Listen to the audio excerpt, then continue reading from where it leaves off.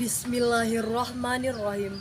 Assalamualaikum warahmatullahi wabarakatuh.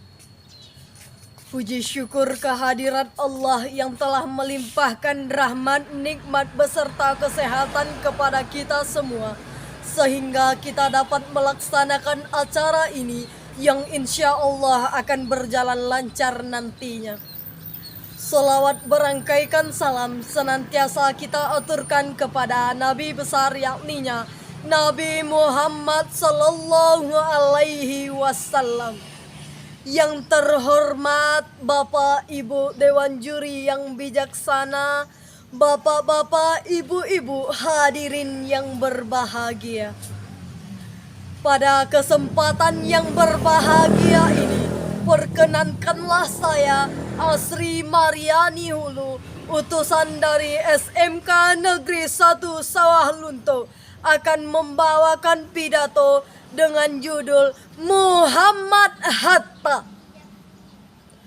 Muhammad Hatta yang namanya sudah tak asing lagi didengar, yang wajahnya bisa dikenali tanpa bertemu.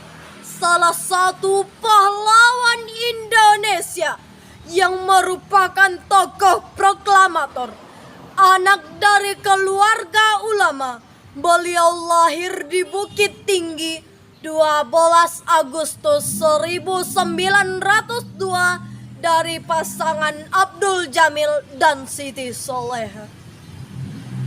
Hadirin yang berbahagia, salah satu pahlawan Indonesia yang dapat dicontoh tingkah lakunya, yang perilaku kehidupannya selaras antara perkataan dengan perbuatannya, penuh etika dan etiket, tertib, disiplin, konsekuen, serta masih banyak lagi sikap baik lainnya yang dapat kita teladani. Muhammad Hatta memberikan teladan yang sangat besar. Beliau siap mendahulukan kepentingan golongan di atas kepentingan pribadi dirinya sendiri. Beliau rela menahan diri dari meminta hibah dan membatasi konsumsi pada kemampuan yang ada. Saudara-saudara sebangsa dan setanah air Indonesia tercinta, Muhammad Hatta adalah mantan wakil presiden Indonesia yang namanya tidak pernah tercemar di kancah dunia. Beliau selalu mampu menjaga nama baiknya. Muhammad Hatta tidak pernah mengubah niat atau janjinya kepada rakyat. Bagi beliau, menepati janji kepada rakyat adalah satu keharusan yang merupakan perilaku anggun dan mulia. Bagi Muhammad Hatta, tahta adalah untuk rakyat. Muhammad Hatta selama beliau menjabat menjadi wakil presiden Indonesia, beliau tidak pernah mengubah niat atau janjinya. Beliau juga tidak pernah mengizinkan anak, istri, atau keluarga lainnya menaiki mobil dinasnya. Beliau juga tidak ingin memfasilitasi keluarganya dari jabatan yang ia miliki. Karena apa? Karena beliau ingin menjaga kepercayaan yang telah diberikan kepada dirinya. Jika dibandingkan dengan pejabat-pejabat zaman sekarang, sungguh-sungguh jauh berbeda. Muhammad Hatta, beliau pernah menulis sebuah buku dengan judul Persaingan Bebas. Mengapa beliau menulis buku dengan judul Persaingan Bebas? Karena beliau anti dengan persaingan bebas. Bagi Muhammad Hatta, persaingan bebas akan menghancurkan mana yang lemah dan memperkuat mana yang kuat. Muhammad Hatta selalu bersikap a priori menolak kapitalisme, bersaingan dengan bawahannya. Ini penting bagi kita semua.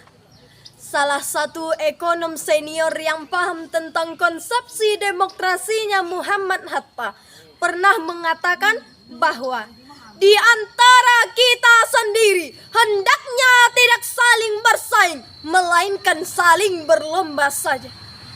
Apa beda bersaing dengan berlomba?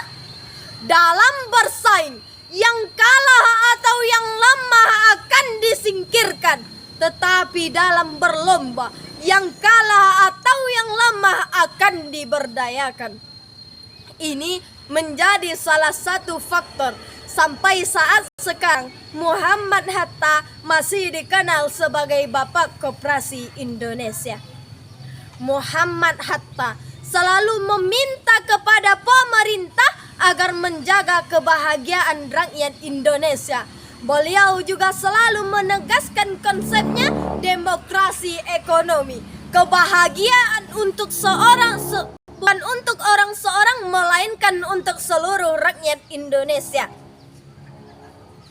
Saudara-saudara sebangsa dan setanah air Indonesia tercinta, keteladanan Bung Hatta akan bermanfaat apabila kita melaksanakannya dengan jujur, karena berprinsip memajukan dan mensejahterakan rakyat Indonesia. Demikian keteladanan ini untuk dijalankan oleh mereka yang memiliki tanggung jawab besar mengelola negara. Dan untuk kita, para remaja, pemuda-pemudi Indonesia yang sedang memfokuskan diri menuntut ilmu dan keahlian yang akan menjadi tugasnya di masa depan, keteladanan Bung Hatta akan mampu membantu membentuk karakter-karakter untuk menjadi pelaku-pelaku pembangunan yang handal, teguh prinsip terhadap kebenaran, kejujuran, keadilan sosial demi kepentingan rakyat Indonesia. Mungkin hanya ini yang dapat saya sampaikan pada kesempatan yang berbahagia ini. Salah dan janggalnya saya mohon maaf. Billahi taufik wal hidayah. Wassalamualaikum warahmatullahi wabarakatuh.